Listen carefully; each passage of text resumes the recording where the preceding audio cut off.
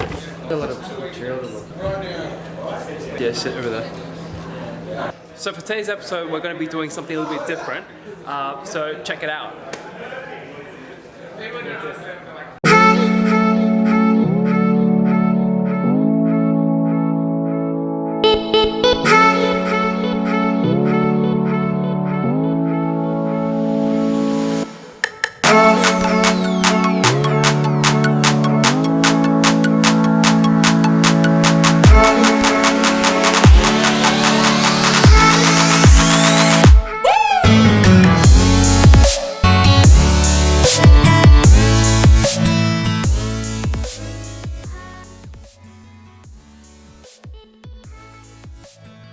Hey everyone, this is Gary and Amir, and I want to welcome you to episode 3 of Ask Synergy TV.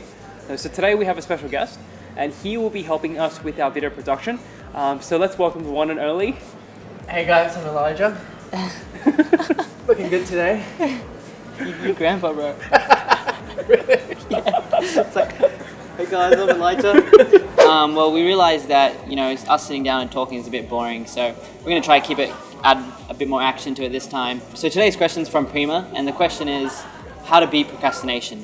And this is a problem that I think literally every single person in the world has. And every student as well, particularly HSC students. But yeah, let's look at some tips today in terms of how to beat procrastination at the end of the day. Yeah, I think that the aim is to minimize it to as much as you can, not just beat it entirely. That's probably a huge challenge, but try and keep it down to the smallest amount. Yeah, definitely. Okay, so let's get into it. Tip 1. Exercise. So studies have shown that people actually perform better in their studies when they perform some light to medium exercise, either before or in between their studying. Well, dude, it's like 11:30 already. I'm like tired. Yeah, I'm getting pretty tired too. Oh man, I got exams tomorrow. We should try some exercise. See if we get the blood pumping.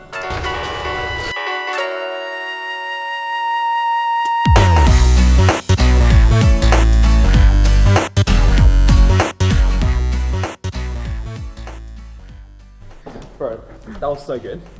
Like, I'm freaking pumped now, man. I know, Are you man. pumped? I'm Super Saiyan, bro. Exercise gets blood flowing to the body, which means you get more oxygen pumped through your body, which means your brain gets more oxygen, and this actually elicits low levels of psychological arousal.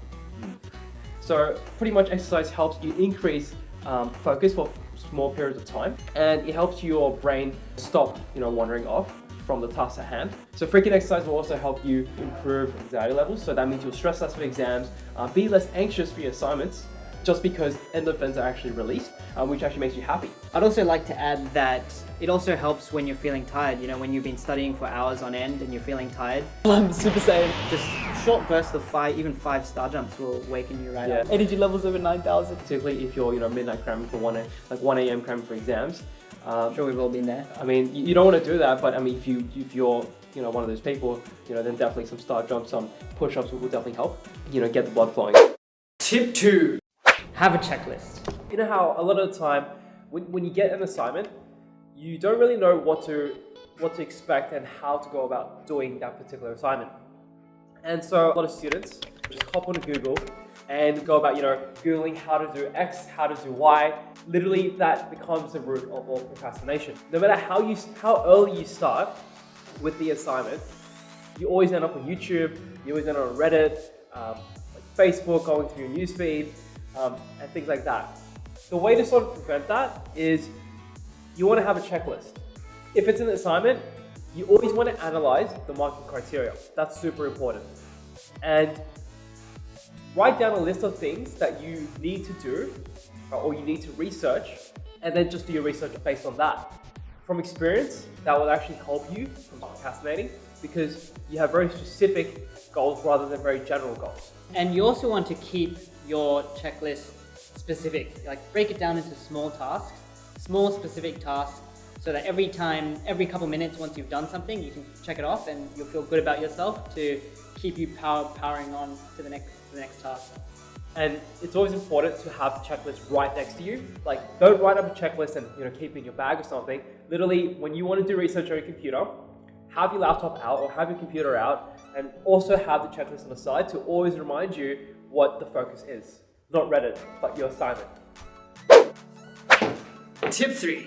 So with your checklist, you actually want to schedule in times for every single task, and this will make sure that you don't spend too long on a specific task.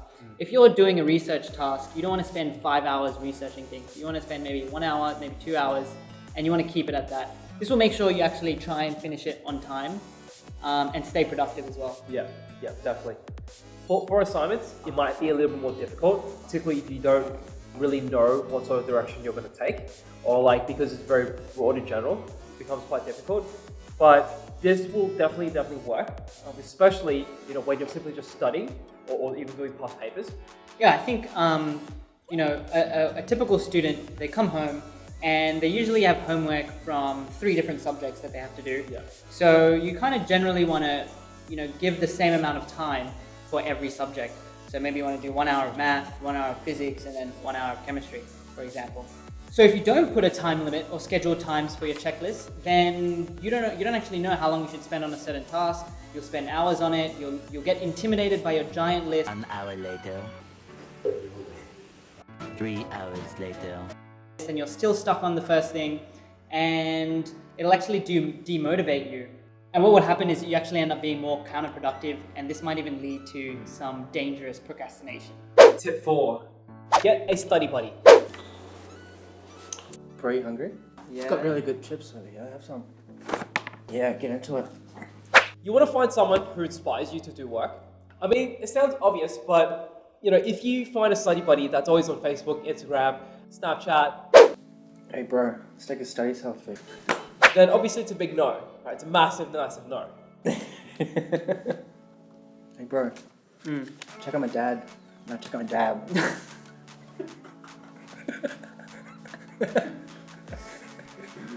So you want to find study buddies that you actually work productively with. Hey bro, Yeah. you know how to do this question? I would say instead of a study buddy, you want to find a motivational buddy. So every time you're tempted to get distracted, you look up and you're like, oh crap, my study buddy's working super hard, I better get back to it. Someone you can have ongoing studious discussions with where you can work together to solve problems. Okay, so literally the next thing I always do is I always just write down the things that we already have. So the first thing that we always have is we know that, so I think we just assume the acceleration is minus 9.8. I think the best way for this to work is to have actual study dates, and you always want to set an objective before you actually meet up with your motivational buddy. Yo, hey man. Yeah man, like do you want to meet up tomorrow and just do a study sesh? So I was thinking of actually going through some projectile motion. Do you want to do some reading up on some of the projectile motion stuff? So that when you actually meet up, you guys can make sure you stay on task and help each other out in making sure you stay focused on the task at hand. You can actually do a little bit of a social experiment with your friends to figure out who of your friends are the best to study with. So you can study with one friend and see how much work you get done, study with another friend and see how much work you get done. And if you have a big assignment due or you need to be productive, then you know which friend to go and study with. Tip 5, the Zeignarnik Effect. What's that? So the Zeignarnik Effect, it's a psychological phenomenon which says that if you have unfinished tasks, so for example, tasks from a checklist, then you're actually more likely to actually finish the tasks at the end of the day. And the reason why is because your brain, when you have unfinished tasks, creates automatic or subconscious checklists, and then you sort of feel bad when you don't finish those particular tasks. If you understand how the Zeignarnik Effect works, and the benefits of having a physical list and a subconscious list, then the thing is, I guarantee you'll never ever procrastinate again. So the point of this is that you want to start your tasks so that you can gain a momentum. So if you have a whole bunch of things you want to accomplish by the end of the day, the best thing, and if you're a heavy procrastinator, then one of the best things you can do is literally start 5 minutes. So let's say you get home from school and you want to complete a whole bunch of work assignments or whatever it is. So one of the best things is for the first 30 minutes of your studies, you want to start each thing for 5 minutes at a time.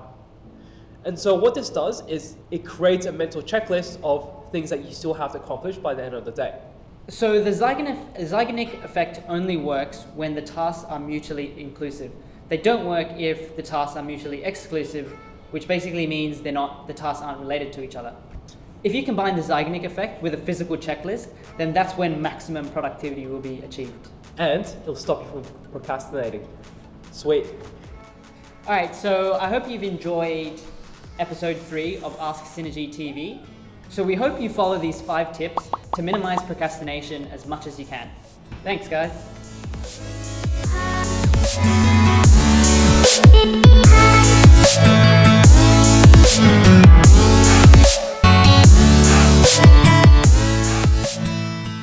Now I'll be like, hey bro, check out my dad. Now check out my dad. Oh yeah, that was really funny.